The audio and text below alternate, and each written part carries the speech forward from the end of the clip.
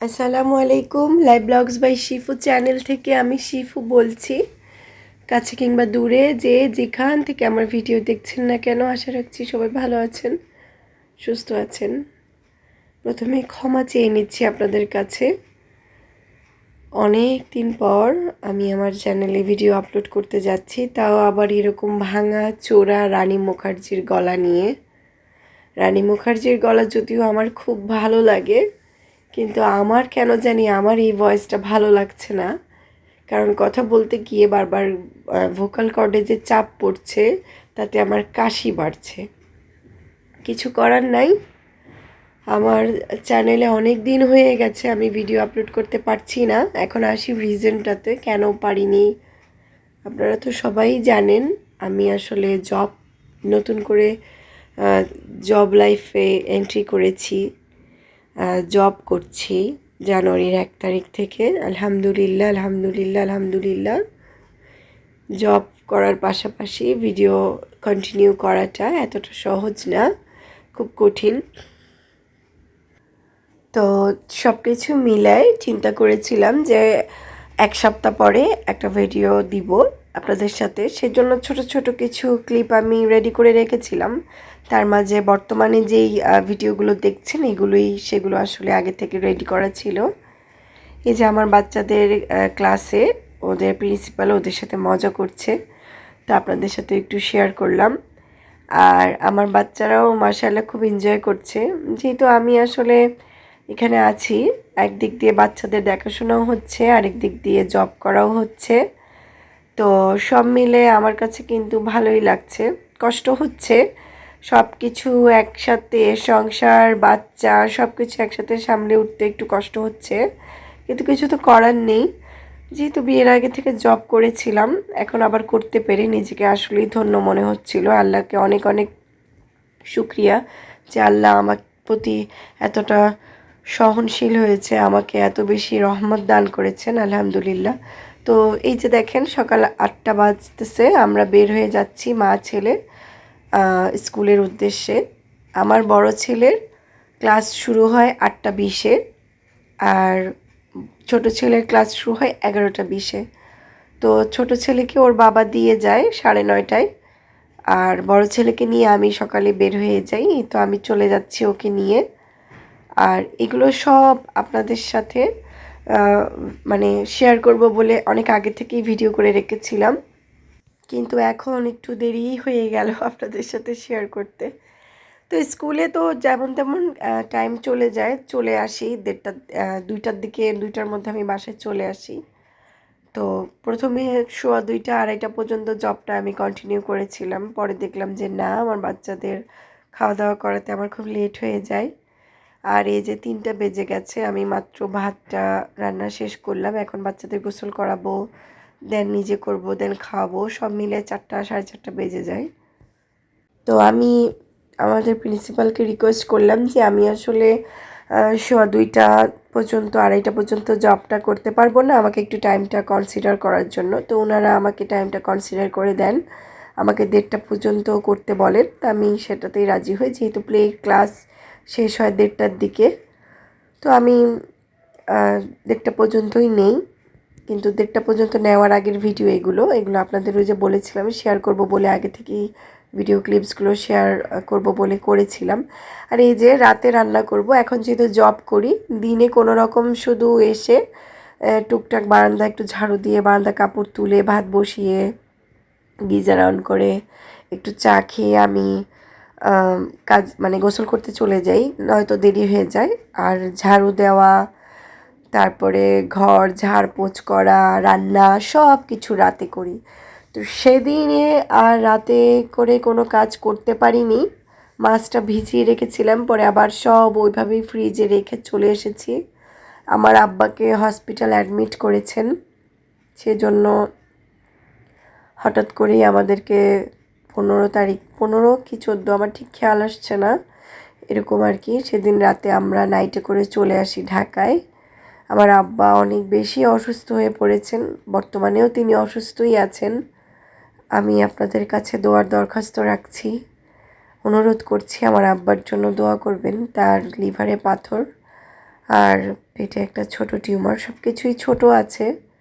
প্রাথমিক পর্যায়ে 2 সপ্তাহ পর, 2 সপ্তাহ টাইম দিয়েছে, 2 সপ্তাহ পর রেজাল্ট দিবে যে আসলে এটা কি ওটি করবে না কি করবে। তো সেই সময় আর কোনো ভিডিও টিডিও আমি করতে পারিনি, ঢাকার কোনো ভিডিও কোনো কিচ্ছু আমি করিনি।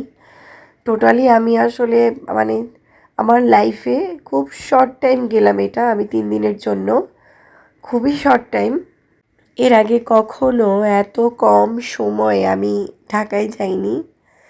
যেহেতু এখন জব করি, ছুটি ছিল না। স্কুল জবে কিন্তু আপনারা জানেন খুব বেশি ছুটি দেয় না, কারণ আপনার রিপ্লেসে অন্য কেউ এটা নিতে পারবে না, তারও আরও ক্লাস থাকে, এটাও সম্ভব হয়ে ওঠে না।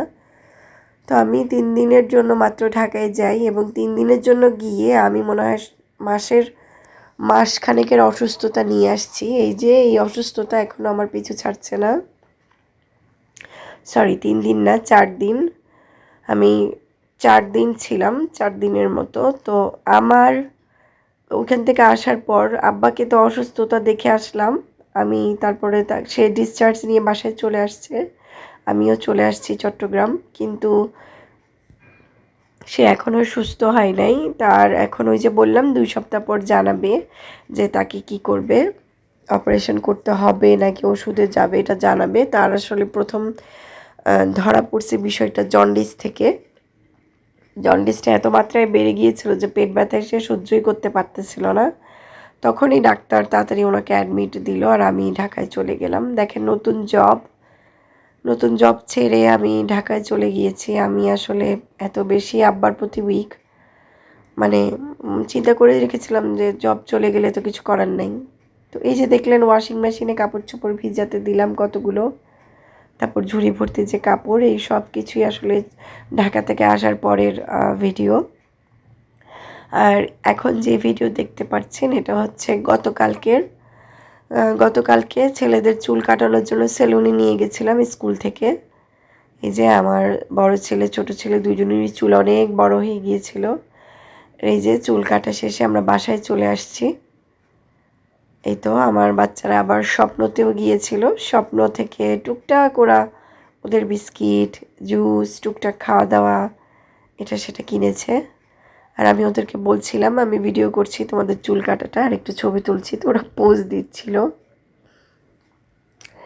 তো যেটা বলছিলাম যে আসলে বাবা মা তো বাবা মার মতো আসলে কেউ হয় না। নিজে এখন মা হওয়ার পর বুঝি, মনে হয় যে দুনিয়ার সবটুকুই সন্তানদেরকে দিয়ে দিই। তো এখন বুঝি আর কি, আব্বা আম্মাও আমাদের জন্য তাই করছে ছোটোবেলায়। বাসায় এসে অনেক কাজ থাকে, অনেক কাজ বলতে আসলে ছোট বাচ্চার মাদের কাজের তো শেষ নাই। বাচ্চাদের আসলে ওদেরকে খাওয়াই দিতে হয়। আর এখন আমি একটু, যেহেতু আমার কষ্ট হচ্ছে খাওয়াই দেওয়ার, ওটা অভ্যাস করাচ্ছি, বাট ওরা টেবিল নষ্ট করে ফেলে। আপনাদের সাথে তো গত ভিডিওতে শেয়ার করেছিলাম যে ওদেরকে শেখাচ্ছি, বাট ওরা টেবিল নষ্ট করে ফেলে, দেখা যায় টেবিলের নিচে ভাত ফেলে দিচ্ছে। তো আমার খাজনার চেয়ে বাজনা বেশি বাজাচ্ছে। তো আর ওদেরকে একা দিচ্ছি না, আমি খাওয়াই দিচ্ছি। তো দোয়া করি যে আল্লাহ একসাথে বড় করে ফেলতেছি, যেন মানুষের মতো মানুষ করতে পারি, বড় করে ফেলতে পারি। এখন একটু কষ্ট হচ্ছে আর কি। এখন যেটা দেখছেন ভিডিও, এটা হচ্ছে আজকের ভিডিও। আজকে হঠাৎ করেই খেয়াল করলাম ওয়াশিং মেশিনের থেকে ড্রেন হচ্ছে না পানি, মানে পানি যাচ্ছে না, খুব স্লো যাচ্ছে। প্রায় এটা যেতে 1 ঘন্টা লাগাইছে পানি, 1 ঘন্টা পর এতটুকু এসে আটকেছে। তো আমি পরে এটাকে খোলা ট্রাই করছি। আর ওই উপরের ওই ঢাকনাটাই যে দেখেন খোলার পরে কত ময়লা। আর এখন স্ক্রুটা খুলে দেখবো আসলে নিচে কিছু আটকেছে কিনা, কেন পানি যাচ্ছে না এটার রিজনটা বুঝতেছিলাম না, তাই পুরোটাই খুলে নিচ্ছিলাম। আর খোলার পরের অবস্থাটা একটু দেখেন আপনারা। আসলে এখন আগের মতো করে না ঘর বা কোনো ইলেকট্রিক জিনিস যেটাই বলেন না কেন, আসলে এখন তো সময়টা অন্যদিকে দিতে হচ্ছে। এখন এই ওয়াশিং মেশিনের যত্ন কোনো কিছুই করতে পারি না। আর ওয়াশিং মেশিনটা যে আমি একটু ওয়াশ করব, এই দেখেন আমার ওয়াশিং মেশিনে কি পরিমাণ ময়লা জমছে, মানে আর কি পরিমাণ ময়লা আটকে ছিল, আমি তো দেখে অবাক যে ওএমজি কেমন করে এত ময়লা আটকে গেল এই কয়েকটা দিনে। তো হ্যাঁ, যেটা বলছিলাম, ওয়াশিং মেশিনের জায়গাটা আমার আমার কিন্তু ডাইনিং টেবিলটা অনেক ছোট, অনেক ছোট, এত কনজেস্টেড যে ডাইনিং টেবিল চেয়ারগুলো রাখতেও কষ্ট হচ্ছিল। আপনাদের সাথে তো শেয়ার করেছি, দেখেছেন। তো এই ওয়াশিং মেশিনের সাথে কিন্তু ডিপ ফ্রিজটা ছিল আমার। তো ডিপ ফ্রিজটা আবার আমার হাজব্যান্ড বলছিল 3টা বেডরুম, যে কোনো একটা বেডরুমে রেখে দাও না, গেস্ট রুম যেটা সেখানে রেখে দাও, নয়তো বাচ্চাদের রুমে রেখে দাও। তা আমার না কেন জানি এগুলো খুব অপছন্দ লাগে। অনেককে দেখি আমি বেডরুমের মধ্যে ফ্রিজ রেখে দিচ্ছে, বেডরুমের মধ্যে, মানে আমার পছন্দ না। আমারও কথা হচ্ছে যেটা যে জায়গার সেটা সেই জায়গায় থাকতে হবে, কনজেস্টেড হলে হোক, সমস্যা নেই। তো আমি ডাইনিংয়ে এই ওয়াশিং মেশিনের পাশেই আমার ডিপ ফ্রিজটা রেখেছিলাম, যার দরুন না আসলে এই জায়গায় না আমি ভালো করে যেতে পারতাম না। এই যে এখনও কিন্তু যেতে পারছি না ফ্রিজটার কারণে, মানে সোজা হয়ে আমি কাজগুলো করতে পারছিলাম না। তো এই যে ছোট্ট যে ব্রাশটা নিলাম, এই ব্রাশ দিয়ে আমি ময়লাগুলো তোলার চেষ্টা করছিলাম, বাট ময়লাগুলো উঠছিল না, ময়লাগুলো একদম বসে গেছে। তো পরবর্তীতে আমি এখানে হারপিক দেই, হারপিক পাউডার দেই। আর আরেকটা কথা বলে রাখি, অনেকেই কিন্তু ওয়াশিং মেশিন টাব পরিষ্কার করার যে একটা মেডিসিন পাওয়া যায়, এটা আমাকে ইউজ করতে বলতে পারেন, কিন্তু আসলে আমি কখনো একটু ইউজ করি নাই, আমার কেনাও হয় নাই। আর যেহেতু এখন বাসায় ছিল না, তাই আমি হারপিক আর হারপিক পাউডারটা দিয়েই এই ময়লাগুলো তোলার চেষ্টা করছিলাম। কোনো রকম উঠেছে, পুরোপুরি উঠে নাই, অনেক ঘষা মাজা করার পর উঠেছিল, আমি আপনাদের সেটাও দেখাবো। তো আজকে আমার শরীরটা অনেক খারাপ ছিল। আজকে কি, আমি তো বিগত কয়েকদিন ধরেই খুব অসুস্থ, ঢাকা থেকে আসার পর থেকেই টোটালি অসুস্থ। খুব কষ্ট করে স্কুলে গিয়েছি, ক্লাস করেছি, খুবই কষ্ট হয়েছে। আসলে আমার কপাল এটা, আমি কি বলবো, যে আমার এটা একদম ছোটোবেলা থেকে আমি খেয়াল করেছি, আমি যদি আবার আবার কোনো কিছু পেতে হলে অনেক কাঠখড় পোহাতে হয়, অনেক অনেক অনেক ভালো কোনো কিছু আমার লাইফে পেতে হলে আমাকে আগে ওটার পিছনে অনেক কাঠখড় পোহায়, তারপরে অনেক শ্রম দিয়ে, অনেক বাধা বিপত্তি অতিক্রম করে তারপর আমি সেটাতে সাকসেস হই। তো আমার জীবনটা আসলে এমনই, একদম যখন থেকে বুঝতে শিখেছি তখন থেকেই দেখেছি এমন। এটা পড়ালেখার ক্ষেত্রেও সেম হয়েছে আমার সাথে। তো এই যে আমি হারপিকটা একটু দিয়ে দেই, আর আমি ভুলে গিয়েছিলাম যে আমি এটার উপরের ইয়েটা তুলে ফেলেছি। তো মেশিনটা ছেড়ে দিছি, পরে খেয়াল হলো আয় হায় কেমনে ঘুরবে, কেমনে ওয়াশ হবে, আমি তো উপরের পালসারটা নিয়ে ফেলছি। তো যাই হোক, এরপরে আবার একটু ওয়াশ করে নিচ্ছিলাম হারপিকটা দিয়ে। ওয়াশ করে দেন আমি রান্নাঘরে চলে যাই ওই পালসারটার নিচে ওয়াশ করার জন্য। তো এই হচ্ছে আমার ওয়াশিং মেশিন ওয়াশের অবস্থা। তো যারা ওয়াশিং মেশিন ইউজ করেন তারা অবশ্যই ওই যে ওয়াশিং মেশিন ইউজ করার যে একটা মেডিসিন পাওয়া যায় সেটা ইউজ করবেন। আমি আসলে আগে কখনো এমনটা ফেস করি নাই, তো এখন মনে হচ্ছিল যে না, ওই মেডিসিনটা আসলে জরুরি হয়ে গেছে, কিনতে হবে।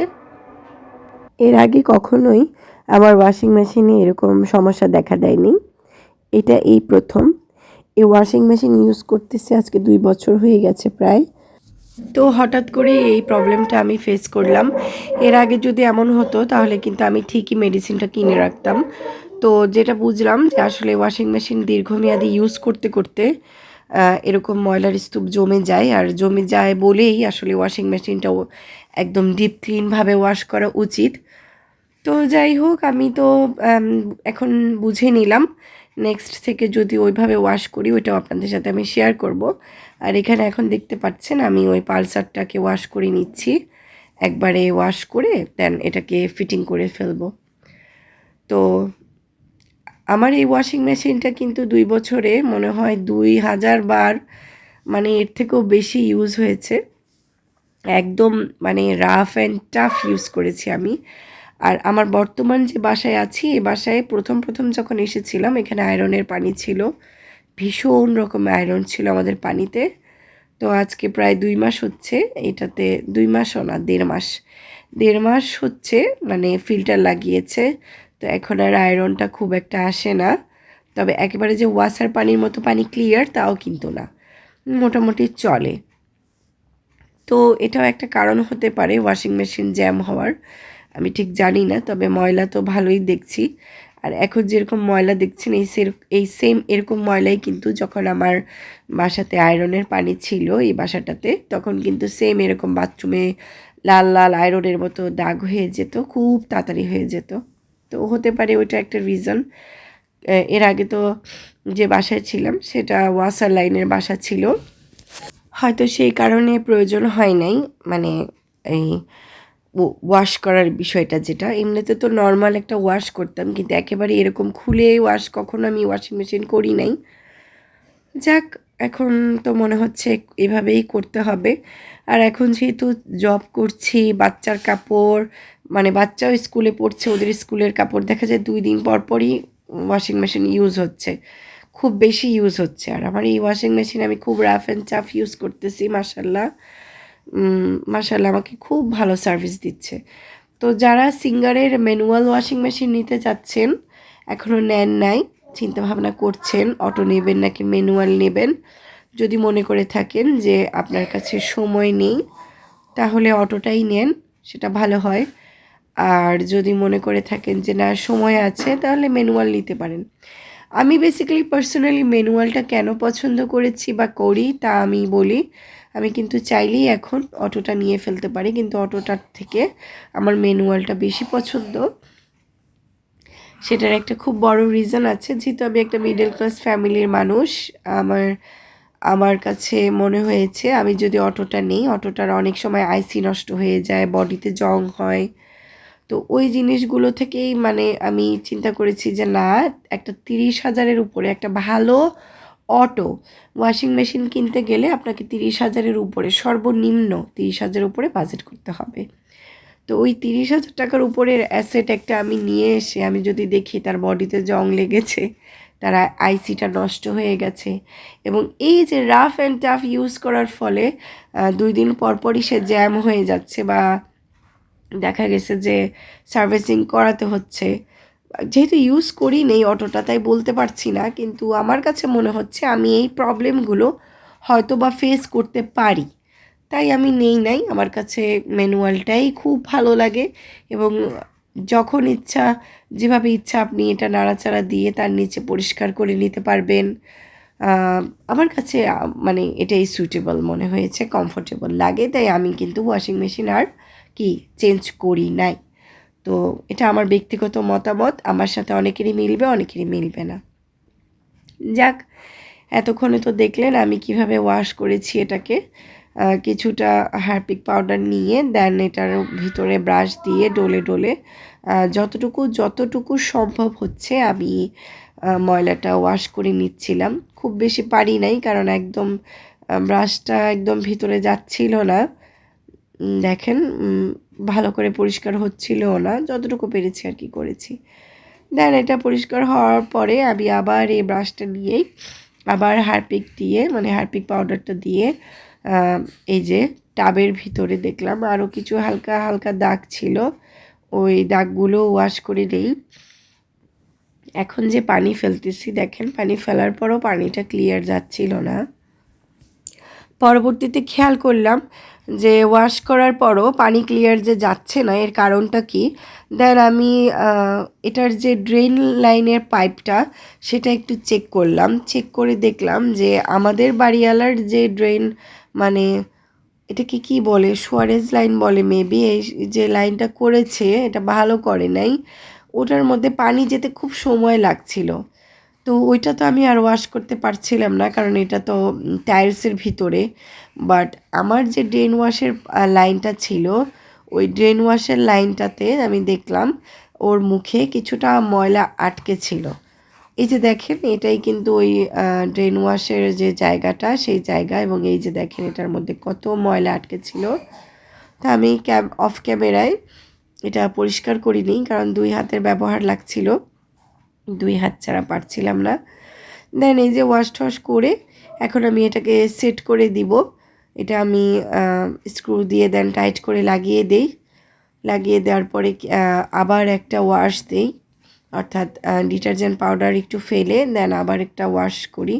ওয়াশ করার পরে এটার মধ্যে আমি কাপড় দিই, সেদিনের মতো আর কি কাপড় ভেজাতে দিয়ে দিই। তো এই তো আমার আজকের ওয়াশিং মেশিন ট্যুর আপনাদের সাথে। আমি আসলে দৈনন্দিন লাইফে যেসব প্রবলেম ফেস করি বা আমার লাইফে যা কিছুই ঘটছে সব কিছুই আপনাদের সাথে শেয়ার করার চেষ্টা করছি। আর এই ধরনের ছোট ছোট ভালো লাগা আমার বা ভালো মন্দ সব কিছু মিলিয়ে যা কিছু আছে আমার জীবনে, আপনাদের যদি এরকম ডেইলি লাইফস্টাইল ভালো লাগে চাইলে আমার চ্যানেলটিকে সাবস্ক্রাইব করতে পারেন। আমাদের জন্য দোয়া করবেন আর আমাকে ভালোবাসা দেবেন। এ পর্যন্ত যারা ধৈর্য সহকারে আমার জন্য অপেক্ষা করেছেন, আমি দেখেছি অনেকে আনসাবস্ক্রাইব করে চলে গেছেন, অনেকে আছেন, যারা আছেন তাদেরকে অনেক অনেক অনেক ধন্যবাদ যে ভালোবাসেন বলেই কিন্তু রয়ে গেছেন। যদি না ভালোবাসতেন, মায়াটা না কাজ করতো বা আমি যদি ভালো ভিডিও না উপহার দিতে পারতাম তাহলে হয়তো থাকতেন না। আমার সব কিছুই যে আপনাদের ভালো লাগবে তাও না, আমি চেষ্টা করি।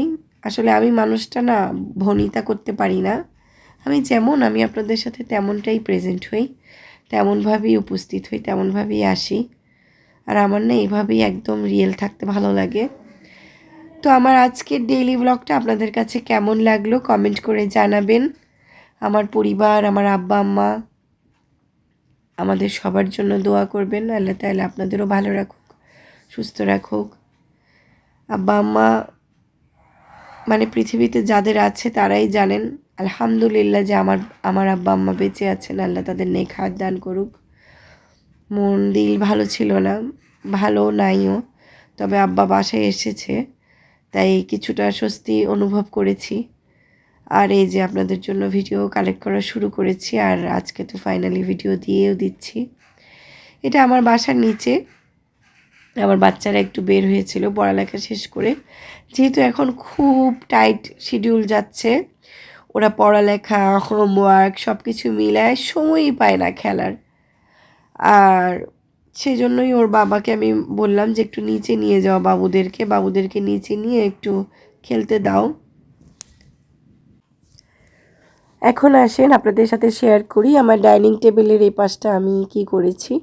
যেহেতু এখানে প্রায়ই এখন একটু ওয়াশ করতে হবে, তো ওয়াশিং মেশিনের এই জায়গাটা আমি খালি করে ফেলেছি, অর্থাৎ ফ্রিজটা সরিয়ে ফেলেছি। যেখানে লন্ড্রি বাস্কেট দেখতে পাচ্ছেন এখানেই আমার ডিপ ফ্রিজটা ছিল, সেটা আমি সরিয়ে ফেলেছি। সরিয়ে আমি ডাইনিংয়ের ওই কর্নারটাতে দিয়ে দিয়েছি। এই যে এটাই আমার ডাইনিং রুম, খুব ছোট্ট একটা ডাইনিং রুম, খুব কনজেস্টেড। তো এই পাশের চেয়ারটা সরিয়ে আমি এই দিকটা এনেছি। ওই পাশের চেয়ারটা যদিও খোলা যেত না, কারণ ফ্রিজটা তাহলে খোলা যাবে না কেউ বসলে, তো আমি এই পাশটায় নিয়ে আসছি। যেহেতু আমার টেবিলটা অনেক বড়, তো আমি এই সাইডেই নিয়ে আসছি। কেউ মেহমান আসলে বা কেউ আসলে ওই সাইডেই বসতে পারবে তিনজন একসাথে। আর ডিপ ফ্রিজটা এই কর্নারে নিয়ে আসছি, দেখেন কেমন লাগছে একটু কমেন্ট করে জানাবেন। এই দিকটায় আমার ফ্রিজ থেকে জিনিস বের করতে একটু কষ্ট হবে, কিন্তু কি করব বলেন তো, ভাড়া বাসা, মনের মতো করে হয়ও না। যতটুকু পেরেছি যেভাবে পেরেছি করেছি। ওই যে দেখা যায় কি, ওয়াশিং মেশিনের এই পাশটায় রাখলে ওই ওয়াশিং মেশিন এখান থেকে কিন্তু প্রায় ভিজে যেত আমার এই ডিপ ফ্রিজটা। আমি অনেকবার এর আগে চিন্তা করেছিলাম সরিয়ে ফেলবো, তো সরাইনি। ফাইনালি আজকে সরিয়েই ফেললাম। ওয়াশিং মেশিন জ্যাম না হলে বা ওয়াশিং মেশিন পরিষ্কার করার ঝামেলাটা না আসলে কিন্তু হয়তো সরানো হতোও না। কারণ দেখা যায় যে কেউ আসলে ডাইনিং টেবিলের চেয়ারগুলো খুলে বসলে আর ডাইনিং টেবিলে হাঁটা চড়ার জায়গাই থাকবে না। সেই চিন্তা থেকেই কিন্তু আমি ডিপ ফ্রিজটা এই পাশটায় আনিনি, তো এখন নিয়ে আসলাম। আর এই জায়গাটা হচ্ছে আমার করিডোরের এটা কিন্তু করিডোর, মেইন দরজার পাশেই এগুলো। তো মেইন দরজার এই সাইডটাতে আমি এই ক্যাবিনেটগুলো রেখেছি, এবং ক্যাবিনেটে এই প্রথমবার আমি আমার এই ওয়াল ক্লথগুলো সেট করেছি, কারণ বাচ্চারা যখন পানি নিতে যায় তখন পানি ফেলে দেয়। আর দেখা যায় যেহেতু কালো ক্যাবিনেট, অনেক ময়লা জমে থাকে। এখন আসলে ওইভাবে পরিষ্কার পরিচ্ছন্ন করতে পারি না, তাই ফাঁকি ঝুঁকির জন্যই আসলে এই ওয়াল ক্লথটা বিছানো। এই ক্যাবিনেটগুলোর ভিতরে আমি ব্লেন্ডার রেখেছি, ইলেকট্রিক জিনিসগুলো সেগুলো রেখেছি, নেবুলাইজার, আয়রন মেশিন, তারপরে রুম হিটার, আর হচ্ছে ব্লেন্ডারের জারগুলো। যেহেতু রান্নাঘর অনেক বড় জায়গা আছে ব্লেন্ডার রাখার, কিন্তু ব্লেন্ডার আমার রেগুলার ইউজ হয় না। ওই দেখা যায় মাসিক মশলা যখন ব্লেন্ড করি তখন ইউজ হয়, আর যখন রমজান মাস আসে তখন ইউজ হয় বেশি। এছাড়া খুব একটা ইউজ হয় না, তাই এখানেই রেখে দিয়েছি। তো নতুন ভিডিও দেখার আমন্ত্রণ জানিয়ে আজকে আমি এখানেই বিদায় নিচ্ছি। আল্লাহ হাফেজ, আসসালামু আলাইকুম।